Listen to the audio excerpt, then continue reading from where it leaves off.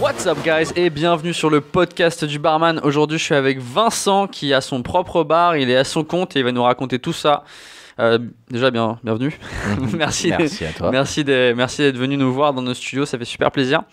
Et comme tout bon podcast, on va commencer avec le tasting. Donc le tasting, c'est quand on goûte quelque chose. Alors lui j'ai déjà goûté sur le podcast, je t'avoue, mais quand tu m'as dit que t'aimais le rhum, j'ai dit celui-là c'est sûr il l'a pas goûté. Non. Voilà, donc on va goûter un truc qui s'appelle le Morbleu, rhum épicé. Ça vient du Québec, donc on nous l'a envoyé. N'hésitez pas à nous envoyer des trucs, d'ailleurs, envoyez-nous un message privé sur Facebook si vous voulez nous envoyer des bouteilles. Très très chaud, hein. Merci. Donc cette bouteille nous vient du Canada, affinée au Québec. Je vais te montrer la bouteille, il faudra que tu me dises ce que t'en penses. Je vais te servir un peu.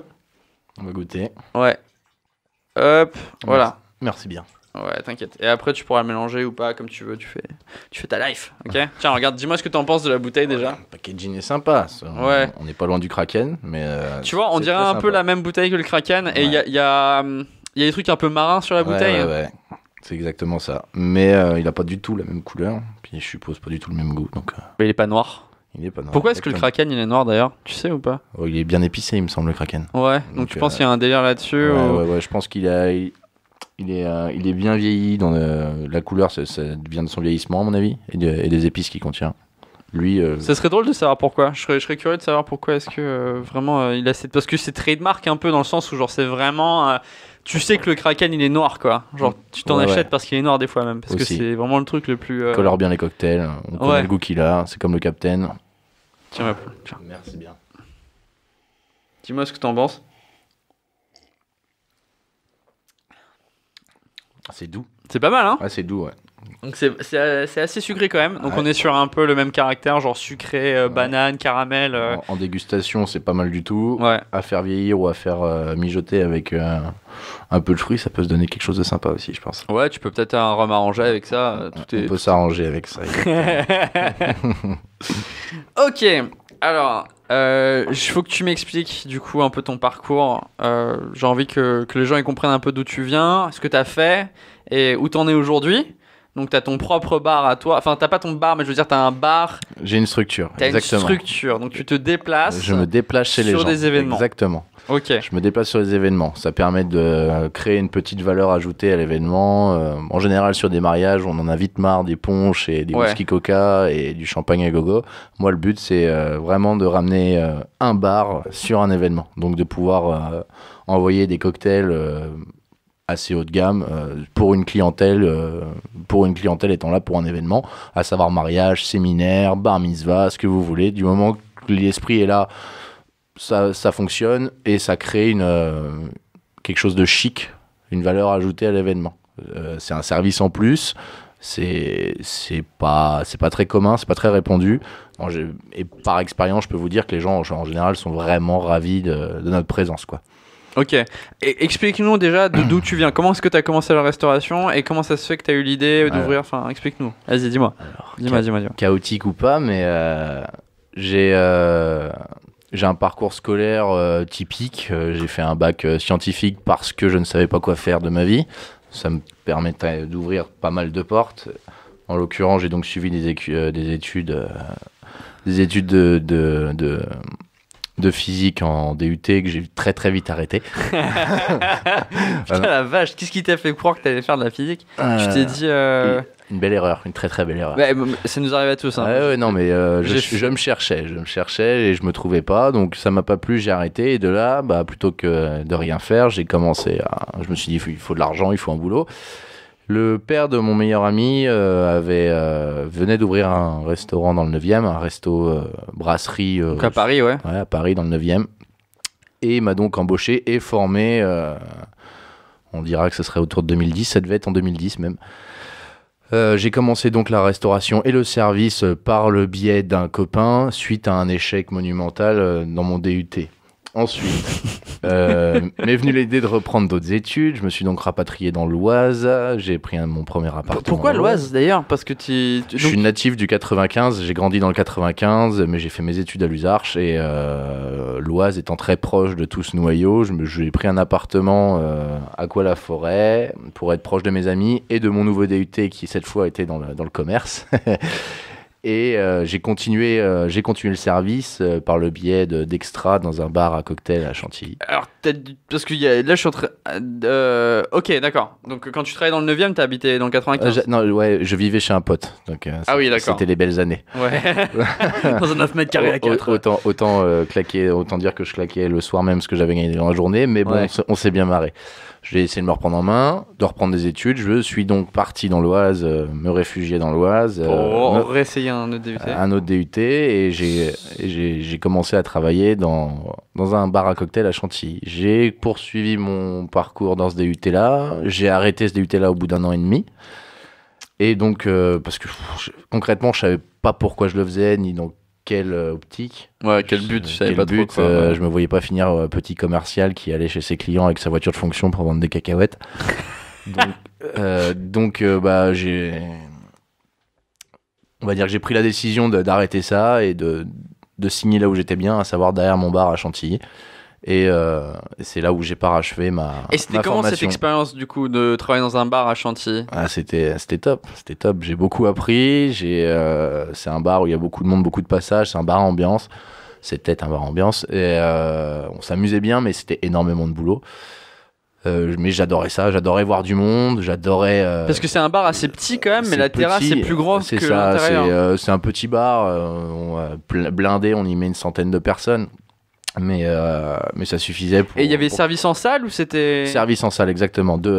C'était un bar avec 2 postes de barman et avec en général 2 à 3 serveurs ou serveuses pour la salle et la terrasse. Et t'arrivais à enquiller les cocktails et tout J'enquillais bien les cocktails. C'est beaucoup de débit pour tout ce qui est... quand il y a des événements type fête de la musique ou... Ah ouais, putain. À mon grand malheur, des événements... parce qu'il y avait une Coupe du Monde ou un Euro. Il n'y a rien de pire. Ça brassait énormément et ouais, non, on s'ennuyait pas. On n'était pas là à attendre les clients. C'était vraiment un bar à envoi, mais avec une carte de 50 cocktails, quoi. Ah ouais? Ah oui. Ah, je savais pas qu'il y avait autant de cocktails. Ah si, il y a beaucoup de cocktails. La vache! Il y avait beaucoup de cocktails. Je savais pas du tout que cet endroit, il y avait autant de cocktails. Très bon morito, mais pas que. Vous utilisez quoi avec vos moritos, du coup? C'est quoi le secret d'un bon morito? Un bon morito, je pense que c'est les proportions, l'ordre dans lequel on crée le cocktail, je veux dire, ne pas mettre le citron vert avant la menthe ou le sucre en premier, enfin, la chronologie, de création du cocktail. C'est une sorte de proportion, de chronologie et d'amour. Et de sensualité. Et de sensualité, non, il faut quand même des bons ingrédients, il faut de la menthe fraîche, il faut assez de citron, enfin... Ouais. Il y a un ordre à respecter pour que ce soit un cocktail réussi, de toute manière. Et travailler avec des bons produits aussi, également. Et vous mettiez du rhum brun ou du rhum blanc? Les deux. On travaillait avec la gamme Havana. Donc on avait le Havana classique Blanco 3 ans d'âge blanc, on avait le spécial 5 ans d'âge et le Morito 7 ans, donc le Havana 7 ans. Mon petit péché mignon, moi, c'est vraiment un petit Morito avec le rhum spécial, ça passe pas trop mal. Ouais. Il est brun ou pas celui-là? Il est brun, ouais. J'ai toujours trouvé que les Moritos avec le rhum brun étaient meilleurs que le rhum blanc. Ah oui, ça n'a rien à voir. Les gens ont tendance à croire que c'est plus fort. Non, c'est juste... Plus fort, ouais. Non, les gens ont tendance à vraiment croire qu'un Morito ambré est un Morito qui va t'arracher la tête. Non, du tout. C'est même beaucoup plus délicat en bouche, ça attaque moins. Je préfère 1000 fois boire un Morito avec un rhum ambré qu'avec un gros damoiseau qui tâche, quoi. Ouais, grave. Il tâche pas du tout, mais en tout cas, on s'en rappelle ou pas. Ouais. Non, parce qu'il y a des gens, ils jurent que par des rhums agricoles pour leur Morito. Ouais, non, pour moi, ça n'a rien à faire. Même, tu vois, ce qu'on boit là, je pourrais le boire dans un Morito tranquillou. Exactement, je trouve que ce serait un peu donner de la confiture à des cochons. Il n'y a pas besoin de mettre grand chose d'autre dedans. Non, c'est clair. Mais il est pas mal. Il passe tout seul. C'est du petit lait, comme on dit. Ok, donc t'étais dans ce bar-là. Il y avait la masse de cocktails. Première expérience derrière un bar vraiment où tu envoyais. 2 salariés derrière un bar, exactement. J'ai signé un CDI là-bas. J'étais barman en poste là-bas. Et je suis resté dans cet établissement pendant quasi 4 ans. Et tu vivais à Colla-Forêt à ce moment-là? Entre autres, et sur la dernière année, j'ai déménagé à Chantilly. J'ai pris, mon appartement à Chantilly pour me rapprocher de mon établissement, et parce que Chantilly est une ville qui bouge bien, où on se sent bien, et malgré tout proche des portes de Paris. Claire, le 23 minutes de train, donc tu pouvais aller à Paris si t'avais vraiment besoin, quoi. C'est une petite campagne bien sympathique. Proche de Paris. Donc tu as fait cette expérience, tu as découvert tous ces cocktails, magnifique. J'ai parfait ma formation de barman, j'ai appris à gérer le personnel, il y a un aspect psychologique à apprendre dans le milieu du bar qui est nécessaire pour bien savoir quoi faire. Je trouve que c'est ce côté-là que les écoles t'apprendront jamais, tu vois. Ben voilà, quand quelqu'un sort de l'EBS et te dit non mais tu es un rigolo, tu sais pas faire un cocktail, peut-être que tu sais mieux le faire que moi et peut-être que tu as une technique qui va au-delà de ça. Mais n'empêche que tu restes un commerçant. Quand tu es barman, tu es commerçant. Ouais. Voire psychologue, surtout dans les grandes après-midi d'hiver. Ouais, clairement, ouais. Faut savoir fidéliser la clientèle, faut savoir comment gérer un client un peu relou, comment le faire revenir aussi, parce que malgré tout, on a beaucoup de clients relous qui viennent, mais qui ont de l'argent. Il y a des débordements aussi. Il y a des débordements à gérer aussi. Il faut se dire qu'on est dans un commerce et qu'on peut pas tout casser parce qu'un client a insulté ta mère. Non, faut gérer ça autrement. Et c'est tout un aspect du métier qui s'apprend sur le tas, je pense. Et comment s'est passé donc les derniers mois? Pourquoi est-ce que tu as voulu bouger? C'était quoi l'idée? Tout allait bien. Je commençais quand même à connaître un peu. À connaître un peu et à me lasser un peu de mon train-train, à savoir boulot, dodo, quoi. Enfin, c'était surtout boulot et des petits dodos. Et j'étais salarié malgré tout. J'avais pas les moyens de racheter le bar, malheureusement. Et j'ai vite eu envie d'être mon propre patron et d'être à mon compte finalement, de pouvoir prendre mes décisions et de marcher dans le sens que je voulais. Et comment t'as fait du coup cette transition? Bah écoute, ça s'est bien passé. Je suis toujours en très bon terme avec ces gens-là. On travaille encore main dans la main. Si eux ont besoin de moi, je suis là. Si moi j'ai besoin d'eux, ils sont là.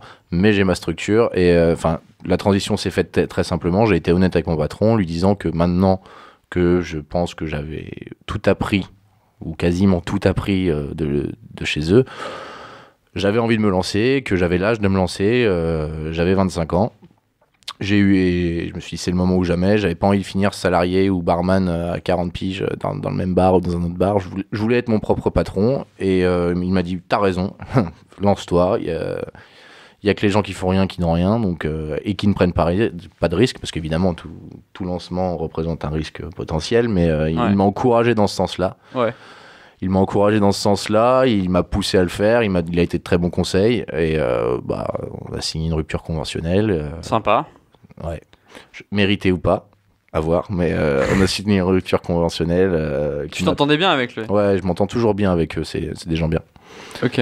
Ils m'ont pas mal aidé, ils m'aident toujours finalement. Quand j'ai besoin, je peux avoir besoin de matériel, de conseils, etc. Ils sont là. Et moi, quand ils ont encore besoin, des fois, pour une grosse soirée, un gros match ou une date particulière, je vais les aider sans problème. Ouais. Je repasse derrière le bar et ça me rappelle des bons souvenirs. Trop cool. Ouais, c'est cool. Ok, et donc le lancement de ta structure, comment t'as fait la transition? La transition, chômage. J'ai commencé à plancher un peu sur tout ça.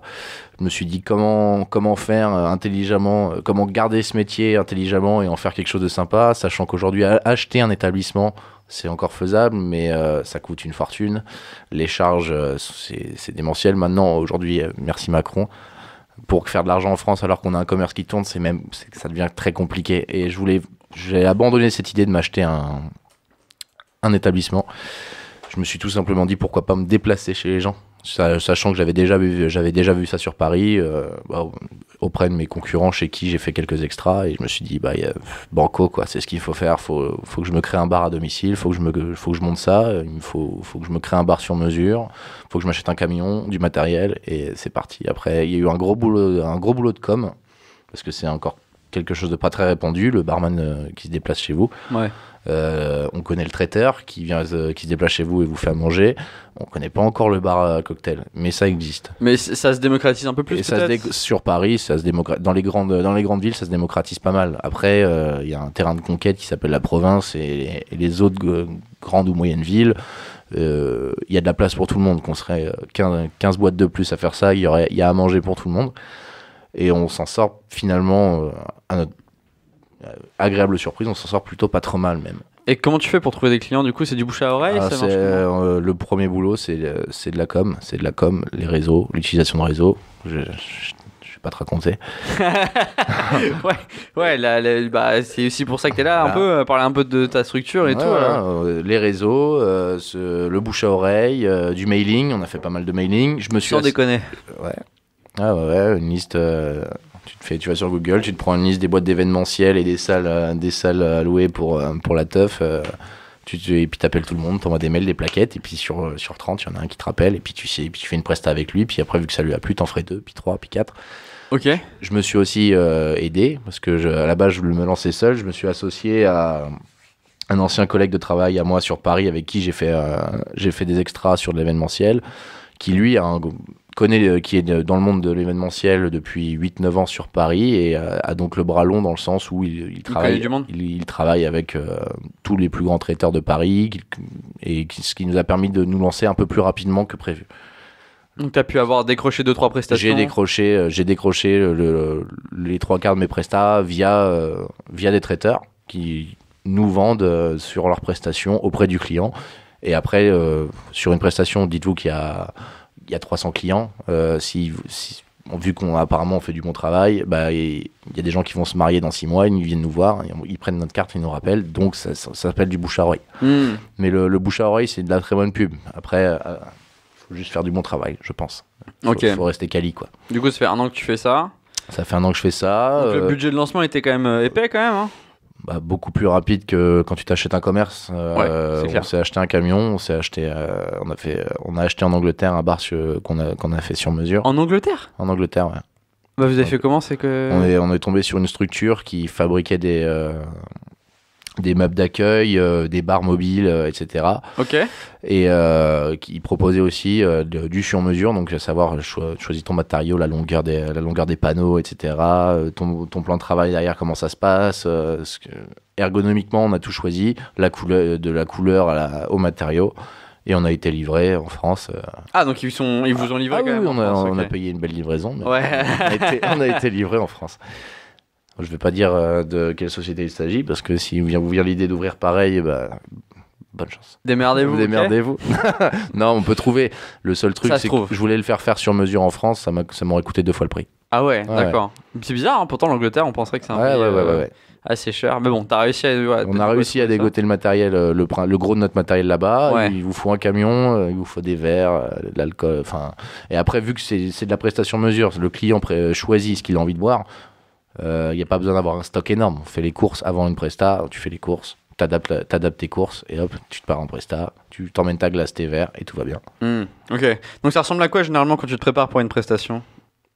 Comment ça ressemble à quoi quand tu te prépares pour une prestation? Ton camion, mon camion, ton équipement et tout, ça dans mon camion, il y a mon bar. Mon bar est pliable, il est conditionné dans des sacoches de transport.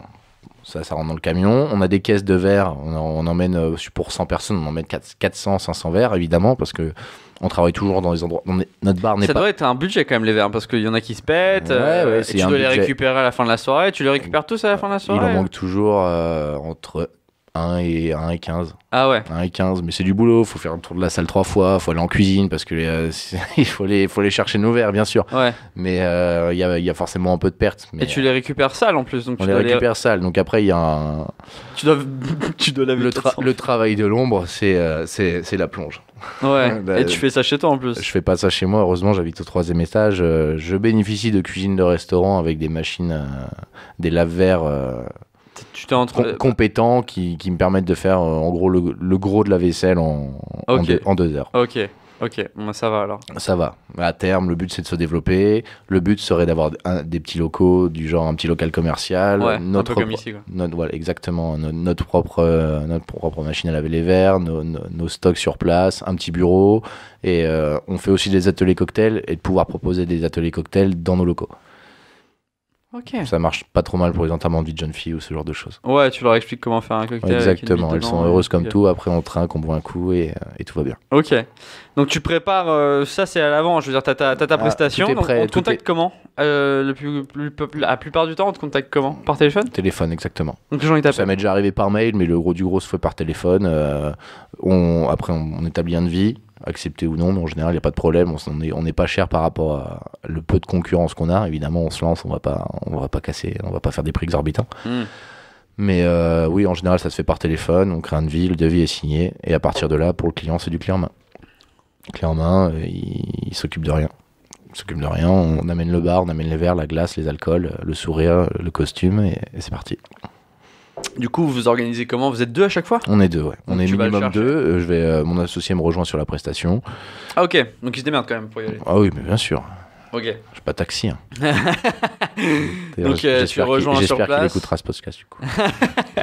Et lui, quand vous êtes sur place, tu arrives à t'organiser? Généralement, ils t'ont donné un espace. Oui, mais on arrive sur une salle par exemple. Le chef de salle qui travaille pour le traiteur ou alors le client directement choisit l'emplacement prédestiné au bar et nous on s'installe où est-ce qu'il veut qu'on s'installe. Et tu gères ça comment? Parce que généralement c'est le soir. Donc comment tu fais Oui, le créneau favori des clients, enfin en tout cas de nos prestations, ouverture du bar à 18 voire 19h pour une fermeture autour de minuit. On est sur une base de 6 heures en général, 6 heures de service. Ok, et après une fois que c'est terminé, en général on part... Il y a beaucoup plus de rangement que dans un bar normal, je pense, parce que t'as... Pas nécessairement, parce que tout est une question d'organisation. C'est la caisse pour les kits bars sont dans les caisses pour les kits bars, une caisse pour les alcools. Après le bar, une fois qu'il est vide, on le replie, on le nettoie et on le range dans les sacoches. Le démontage va beaucoup plus vite que le montage. Il n'y a pas de mise en place. Faut savoir que quand on arrive sur une prestation, à titre d'exemple, si on doit faire des mojitos, on se prépare en général 200 mojitos d'avance. Enfin, sur 200 bases de mojitos d'avance. Tu vas aller chercher où tes ingrédients pour essuyer le rush. J'ai l'avantage d'habiter à Chantilly et donc de ne pas payer les citrons verts, la menthe ou les alcools aussi chers qu'à Paris. Ouais. Donc, tu vas dans la zone commerciale? On va dans la zone commerciale, ouais. Je traque les promos. Il est beaucoup plus intéressant d'acheter du rhum chez Leclerc en promo que d'aller le chercher chez Métro. Ouais. Par exemple. Fruits et légumes, il y a des primeurs dans le coin qui sont assez sympas, qui travaillent avec des super produits. J'ai de la menthe fraîche de chez Fraîche qui vient du Maroc, sans déconner, je touche à 49 centimes la botte. Tu vas chercher ça où? À Creil. Ah bah oui. Bah oui, à Creil. Je suis con. J'aurais dû le savoir. Et regardez, si jamais vous connaissez. Non, il y a des bons plans, il y a des bons plans dans le coin. Faut aller chercher les produits là où ils sont le moins chers. C'est comme ça qu'on se crée une marge. Et le but c'est de marger, le but c'est de se faire un peu d'argent quand même. Ouais. Donc tu fais tout ça là-bas, quoi. Ok. Ouais, on fait tout ça là-bas, bien sûr. Ah, je comprends. Il m'est arrivé une fois d'oublier mes citrons verts. Oh putain. Il y a 2 ou 3 semaines, je fais un stock de citrons verts, je prépare le camion, je pars en prestation sur Paris. On était rue du Faubourg Saint-Honoré. Il est 19h. Il est 19h, on ouvre le bar dans 1 heure et j'ai oublié mes citrons verts. Du coup, j'ai dû faire le Franprix du coin et le Carrefour du coin, chez qui j'ai pris tous les citrons verts disponibles et ça m'a coûté 60 €. Ouais, voilà. Ouais, voilà. Ouais, tu vois le mec arrive avec ses gros sacs de citrons verts. Non, ça fait très mal. Mais bon, ça arrive, c'est les aléas du métier. Ouais. Il y a forcément des oublis sur tout le matériel qu'on a à prendre. Et tu sais quoi la différence dans ta vie par rapport à avant quand je travaillais au Havana du coup? Quand je travaillais au Cuban, c'était beaucoup plus d'heures évidemment. Je travaillais tous les jours 5 sur 7 à 6 sur 7 et si vous êtes du métier, vous savez très bien que vous faites un peu plus d'heures que sur le contrat. Ouais, c'est clair. Voire le double. Et je me suis bien marré, j'ai beaucoup appris, etc. Mais au bout d'un moment, pas d'hygiène de vie. T'as une meilleure hygiène de vie en ce moment? Ah oui, je mange 3 repas mieux, je ne bois pas tous les jours. Bon, en tout cas, si je bois tous les jours, c'est plus du vin que des shooters avec des clients. Je rentre chez moi, enfin, j'arrive à retrouver un rythme de sommeil un peu plus confortable, je dirais. J'ai eu le temps de refaire du sport. Je suis plus gris. Je travaillais de nuit finalement. Je voyais à peine le jour. J'étais devenu gris avec des cernes noires. Mais non, c'était sympa. Franchement, je pourrais recommencer, mais maintenant que j'ai ça, c'est plus pareil du tout. Il y a un gros travail commercial, il y a un gros travail d'organisation, faut gérer du stock, il y a un travail de compta derrière. Ouais. Il y a plus de boulot quand même. Et genre, ah oui, non, mais le gros du boulot, c'est pas une fois en presta quand tu fais des sourires aux gens et que tu leur fais des mojitos ou des sex on the beach. Non, c'est tout le reste. Le gros du boulot, il est en amont et en aval. En amont, il faut tout préparer, il y a des courses à faire, c'est l'organisation. Et en aval, je fais beaucoup de vaisselle, du rangement. Et quand t'es très loin, tu gères comment le retour du coup? Parce que tu finis à 2h du mat. Soit le client, par exemple pour des mariages, ça nous est déjà arrivé d'avoir une chambre dans le domaine réservée pour le staff. Ou alors, quand il y a vraiment trop de route, plus de 3 heures en général, je prends une chambre d'hôtel sur place. Ouais. Tu sors de Presta, t'as 7 à 8, t'es explosé, t'as déjà 8-9 heures dans les pieds, refaire 400 bornes, c'est compliqué quoi. Ouais, donc quand c'est plus de 3 heures, le lendemain, mais ça t'est déjà arrivé ça nous est déjà arrivé d'enchaîner 2 jours de suite et que pas le choix, tu rentres, tu dors 2 heures et puis c'est reparti quoi. Oh putain. Mais bon, après, faut savoir ce qu'on veut. Ouais, grave.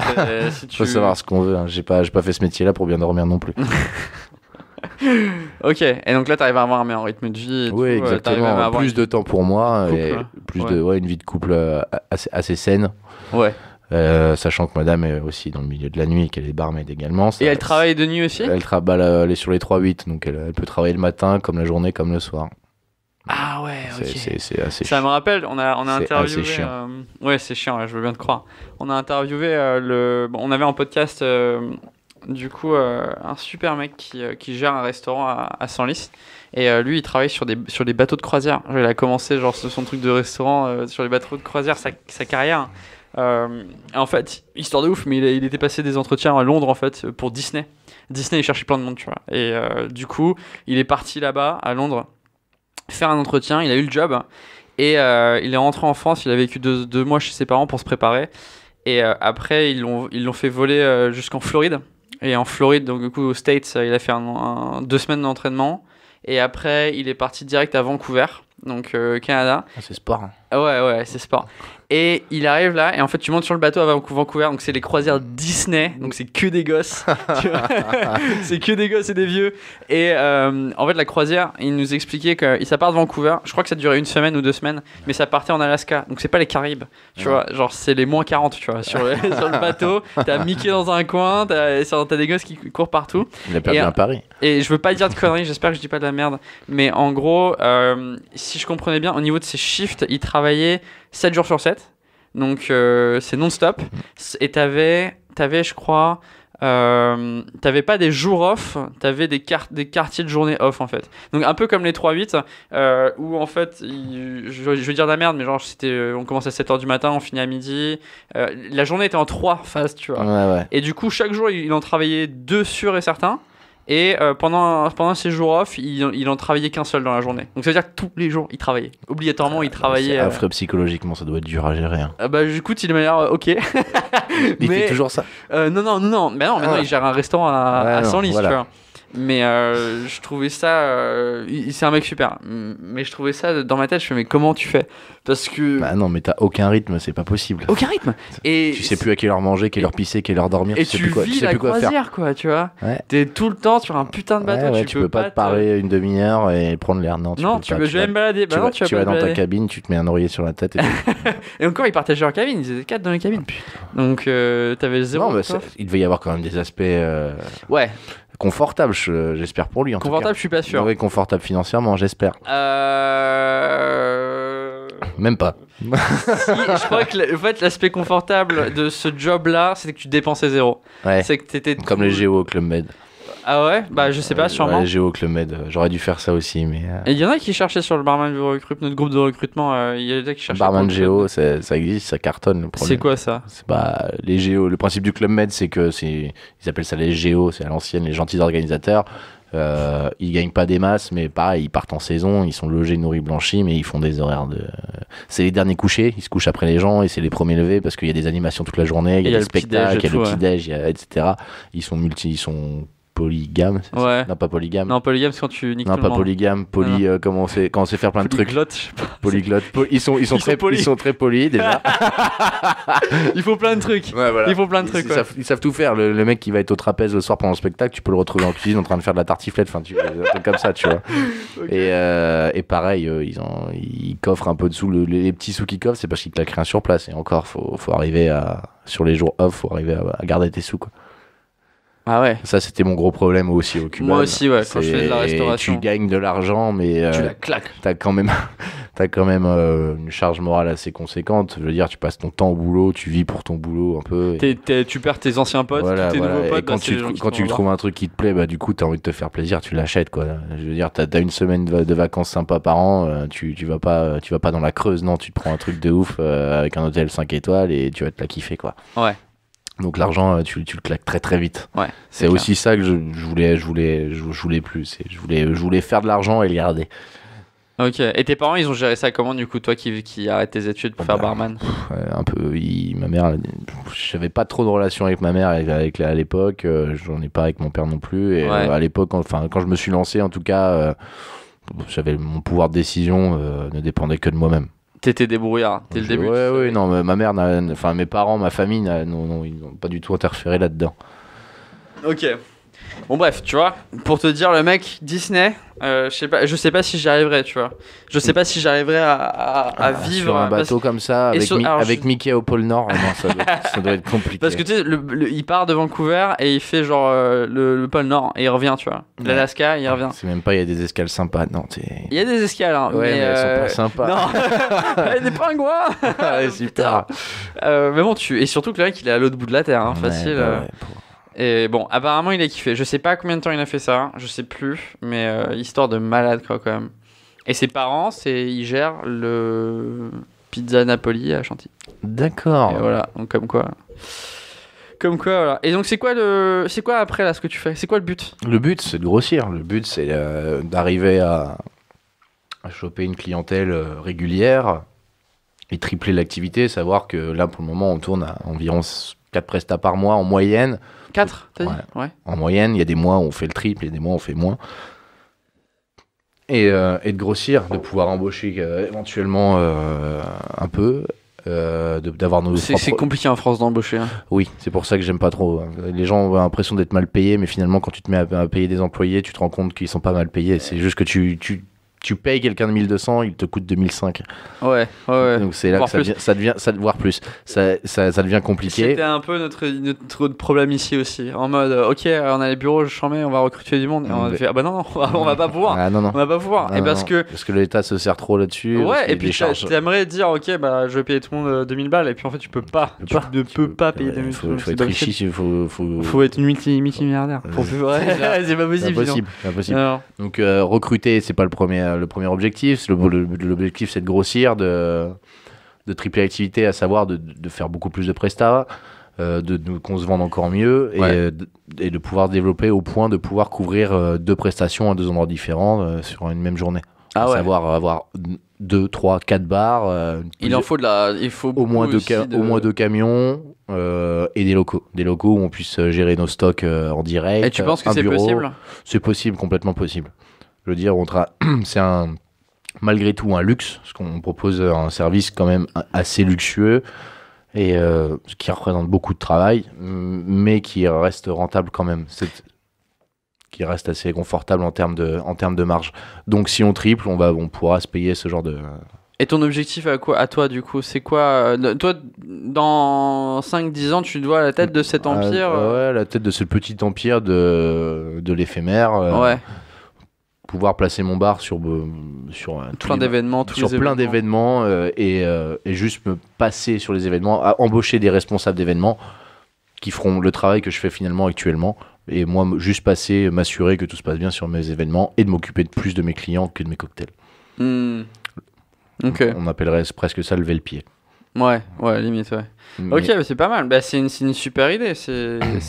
Même principe qu'un traiteur, finalement. Il y a plein de gens qui se lancent là-dedans en ce moment. C'est quoi? C'est un peu plus à la mode? Tu vois ça comment? Je pense que ça continuera de se développer, mais que c'est pas l'idée buzz du moment, parce que tout le monde n'y pense pas, tout le monde n'a pas envie non plus de ça. Je veux dire, c'est quand même quelques contraintes. Ouais. Il y a un petit investissement de base qui reste quand même très correct quand on sait ce que coûte de lancer sa propre affaire. Non, je pense qu'on a des beaux jours à venir, on a des très beaux jours à venir. Je ferai peut-être pas ça toute ma vie, mais en tout cas, il y a des choses à faire, j'ai envie de les faire, et quitte à grossir encore et devenir complètement une boîte d'événementiel à terme. D'accord. Proposant tous les services nécessaires au déroulement d'une bonne soirée. À savoir, tu dois peut-être limite faire ça, quoi. Et limite, tu fais aussi un peu de consultation, un peu de bar, quand on parlait du Vertugadin, là, tu me disais que tu allais peut-être aider, genre juste à la mise en place, à l'idée de voilà comment on devrait faire les choses. Oui. Bah, après, je suis jamais fermé. Je suis jamais fermé à toutes bonnes idées, donc. En ce qui concerne le Vertugadin à Chantilly, il est question d'organiser des petites soirées privées là-bas, nécessitant un bar à cocktail. Moi, j'irai là-bas lui rendre service avec grand plaisir. Moi, j'aime quand ça bouge, j'aime quand il y a de l'ambiance et j'aime surtout quand il y a une bonne ambiance. Donc, Chantilly, c'est une ville qui bougeait très, très fort et très bien il y a quelques années, qui est devenue un peu une ville morte. Il y a 2-3 survivants, mais bon, la mairie a fait en sorte que ça devienne une ville de retraités. Donc, ah bon, comment ils ont fait Wörth, pour ne pas citer, ferme toutes les possibilités de faire un peu la fête, quoi. Il y a plus personne qui peut ouvrir de boîte, les bars sont très restreints, on n'a plus d'autorisation pour rien. T'as vu une différence depuis que t'as commencé? Oui, exactement. Déjà, baisse du pouvoir d'achat, beaucoup moins de clients qu'avant, et encore pire que ça, changement de qualité de clientèle. Les gens qui avaient de l'argent et qui allaient le dépenser dans les bars, on les voit plus, ils mettent l'argent ailleurs vu qu'il y a moins d'argent qu'avant. Et maintenant, c'est de la clientèle de passage, beaucoup de jeunesse, avec un petit portefeuille. Ouais, non, je pense que... Des touristes un peu?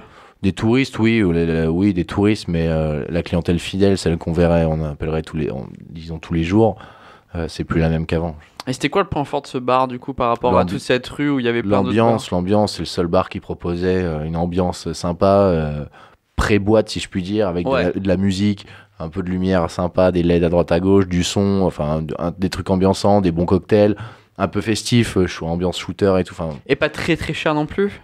Et pas dans la même lignée que tous les autres bars de la rue, quoi. C'était combien les cocktails On est sur une moyenne de 10 balles avec alcool, que 10 balles le cocktail. Ah, ok, d'accord. Donc quand même, c'est Chantilly, c'est le prix de Chantilly. C'est Chantilly, voilà. C'est Chantilly bien placé. Parce que c'est quoi la différence entre toi et le Sylvia? Le Sylvia, moi j'y vais pour... Qui en fait pour les gens qui nous écoutent? Moi j'y vais aussi au Sylvia, je vais là-bas pour boire un verre tranquille, discuter avec mes potes et manger un croque-monsieur. Par contre, quand j'ai envie de sortir et de rigoler un bon coup, je vais au Cuban. D'accord. Et là, on prend un mojito de 2 litres ou des trucs comme ça, quoi. Des idées intelligentes. Il y a un club en face. Il y avait un club qui a fermé quand j'ai commencé le Cuban, donc il y a 5-6 ans. Ah, ok, d'accord. Il y a un nouveau truc là, je crois, maintenant. Ils ont ouvert un bar chelou. Ouais, j'ai fait le club est fermé sur décision judiciaire. Il y a eu un problème à la sortie. Il y a un mec qui a porté plainte alors qu'il n'aurait pas dû. Et depuis que le club a fermé, la mairie n'a jamais autorisé une autre ouverture de boîte de nuit. Ouais. Donc voilà, c'était le dernier truc pour sortir à Chantilly la nuit. Et là, il n'y a plus rien maintenant, du coup. À partir de minuit, c'est fini, du coup. Une heure. Il n'y a plus rien. C'est pas Paris, quoi. Ouais. T'es obligé de bouger sur Paris maintenant si tu veux aller en boire. Préfecturale, on peut rien faire après 1 heure. Tout le monde est obligé de fermer à 1 heure. D'accord. Sauf il y a 5 dates par an, je crois, mais enfin. Ok. Ça représente rien. Et c'est drôle parce que tu connaissais la page, du coup, à ce moment-là, quand tu travaillais. Ouais. D'accord. Donc t'avais découvert ça sur Facebook comme ça? Ouais. Je sais plus exactement comment, mais un ami qui avait partagé une image. Je savais pas que j'étais du coin. Non, du tout. Du tout. Et on se marrait avec mes collègues, on s'envoyait des captures d'écran, des machins, de tel truc, ça nous rappelait des anecdotes personnelles. C'est ça qui a fait votre force de toute façon. Ouais, c'était de se voir à travers des images rigolotes. L'idée c'était que je rentrais du taf et j'étais en train de me dire putain, il y a trop de trucs que je dois écrire. Tu vois. Et donc tu les mets dans des images drôles et puis c'est ça. Les images sont souvent très bien choisies en plus. Donc, on se marrait bien. Ça dépend, on se marrait bien et puis j'ai continué de suivre et puis nous voilà. Puis voilà, maintenant ouais. Mais là on continue un peu sur cette lignée, du coup maintenant on fait plus de vidéos, on a fait des vidéos cocktails juste avant, c'était cool, et l'interview, et puis là on essaye d'en faire le plus possible dans ce délire là, quoi. Mais c'est sympa, c'est cool. Non, moi j'aime bien votre boulot, c'est cool. Ah, on bosse dur. Surtout quand on veut faire des trucs de cocktail et tout, des fois c'est un peu compliqué parce que c'est pointilleux, tu vois. Et surtout, en fait, plus je travaille là-dedans, enfin depuis qu'on fait des cocktails, plus je me rends compte qu'il y a tellement une sorte de tellement de catégories de barman, tu vois. Il y a vraiment Bien En fait, sûr. je pensais qu'il y avait peut-être 2-3 catégories, mais en fait, il y en a un énorme tu vois. panel, et puis ça dépend des établissements finalement. Ouais, t'as plein. Parce que t'as les mecs qui sont super pointueux sur leur cocktail, en mode, tu sais. Barman de palace, quoi. Les mecs sont en costard cravate, il n'y a pas une tache sur le bar, et tu payes ton cocktail 18 €. Mérité, certes, parce que c'est finalement un cocktail quasi gastronomique. Mais ça dépend ce que le client recherche. Je veux dire, tu vois au bar du Bristol, le mec il écrit des livres avec ses créations de cocktails, quoi. Putain. Ouais, tu vois, ça me fait penser, il y a aussi des bars un peu comme ça, mais beaucoup plus. Genre, je pense au bar à cocktails de Paris, ou genre le Dirty Dick, ou merde, le Lupin, le Docteur Lupin, je crois, qui est juste dans cette rue aussi, où c'est des tout petits bars. Ambiance vraiment très genre soit une ambiance très anglaise, soit une ambiance très hawaïenne, et ils font des cocktails de malade à 18 balles aussi, mais par contre c'est blindé de gens, tu vois, c'est pas comme un palace où genre un palace c'est plus genre madame est assise avec sa robe et nanana, tu vois, et là c'est différent. Et j'aime beaucoup c'est assez récent cette mode de beaucoup grâce ou à cause, je sais pas, l'EBS qui s'amuse à former des gens pour 3 000 €. Petit coup d'épée dans les côtes. Non, mais c'est un beau mois de vacances, le BS, je pense. T'apprends certes beaucoup de choses, mais je pense que la meilleure école reste si tu veux être très pointilleux, il y a quand même des formations en hôtellerie très compétentes. Le BS, vu de ma fenêtre, c'est un business, mais tout est un business au final. Ouais, mais les mecs qui sortent de là-bas, ils ont peut-être un peu de technique, un peu de culture, et tu les vois comment quand quelqu'un dit je pense qu'ils sortent beaucoup, surtout avec beaucoup d'ego. Ouais. Je crache. C'est un truc qui revient, hein. C'est un truc qui revient assez souvent, c'est les gens, ils ont un peu. Et ça a créé une génération de barman sur deux au point d'être très hautains, même derrière leur bar, finalement, au lieu d'être. Je sais pas, moi, quand je vais dans un bar, j'ai envie de me marrer, j'ai envie de tomber sur un barbu qui me fait rigoler, à qui je paye un coup à la fin, ouais. Ouais, voilà, je suis pas de la vieille France, ni quoi que ce soit, mais après, ça dépend où tu vas, bien sûr. Mais le mec en tablier derrière son bar qui dit ni bonjour ni au revoir, qui vend son cocktail à 20 balles et qui fait une tête étonnée quand tu laisses pas de pourboire, j'ai du mal. Ouais, je comprends, ouais. J'ai du mal. Je comprends. Je crois qu'il y a vraiment de tout, on va dire. Et moi, je me rendais pas compte jusqu'à il y a si peu de temps à quel point il y a du monde là chez eux. Le nombre de personnes qui font des putains de formations, c'est un truc de malade. Ouais. Je crois un barman sur 5, quoi, facile. Facile. Après, pour le moment, ce diplôme te permet de rentrer un peu partout, de postuler dans des beaux établissements ou des établissements à gros rendement, etc. Ça dépend, je pense. Mais on est on n'est pas encore sur les 10 premières années de l'EBS, là. Je crois qu'on est à moins de 10 ans. Hein. Ouais, je pense que passer les 10 ans, ce sera plus reconnu comme ça l'est aujourd'hui. En tout cas, ils sont très balèzes en com, ça c'est clair. Moi, ils m'ont harcelé de mails pendant 2 ans alors que j'avais dit non, quoi. Ouais. 2 ans. Ah ouais, il suffit que tu mettes une adresse email quelque part. Hein. C'est mort. Ils m'ont appelé aussi de je sais pas combien de fois. Oh, t'es sérieux? Ouais. Puis sur Facebook, les pubs EBS et tout, elles sont restées je sais pas combien de temps. C'est un truc de malade. Ouais. C'est un truc de gros malade. Mais c'est bien, hein. Ils sont aussi là pour faire de l'argent comme nous tous, mais ouais, non, ils sont forts. Ils sont très forts. Très nous, on est allé à leur. Après, ça donne envie, hein, partir à Cause pendant un mois, faire des cocktails. Voilà, c'est ça qui est bien avec eux, c'est qu'ils te disent, viens devenir barman à Las Vegas. Ouais, tu vois, waouh. Il y a pas Caen, il y a pas l'Écosse, il y a pas Strasbourg. Ouais, c'est ça. Encore Strasbourg, ça passe, mais non, ils te proposent des. En Poitou-Charentes. Ils te proposent finalement, tu te payes un mois de vacances, quoi. Presque. Ouais. Tu bosses sur place sûrement, mais bon, soit quand tu dois apprendre tes cocktails, tu les apprends au bord d'une piscine. On a trouvé le bouquin qui te donne quand tu vas là-bas, et il y a beaucoup de boulot quand même. En fait, c'est un peu entre les deux. On connaît des gens qui n'ont pas eu leur diplôme EBS quand même. Ils ont dû forcer. Hein. Mais quand ils nous disent j'ai pas réussi à l'avoir, je fais putain, waouh.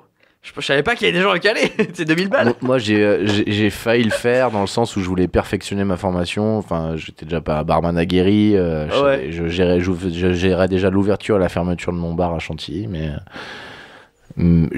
C'est toujours tentant parce qu'on je me suis dit je vais sûrement apprendre des trucs et tout, mais au final j'ai regardé les sous, j'ai regardé leur facture, j'ai dit non.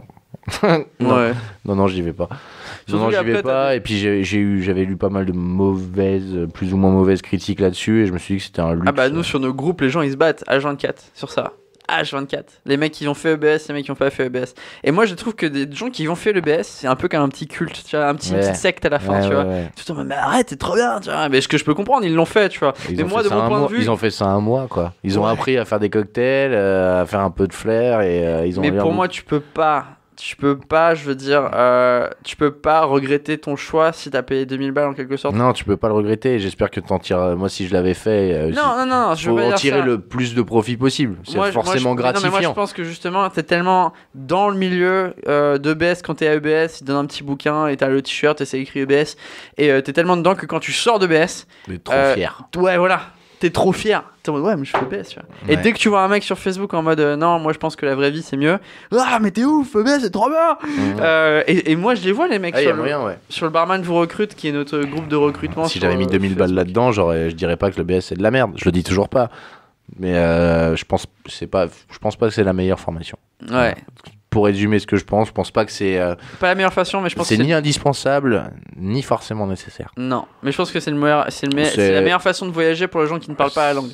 Et aussi, et pour quelqu'un qui n'a jamais fait un cocktail de sa vie et qui a envie de se lancer là-dedans, ça peut être un premier, s'il a un peu de pognon, ou elle, ça peut être très bien comme expérience pour apprendre des bonnes bases. Quel être humain t'es, quoi. Faut rester modeste.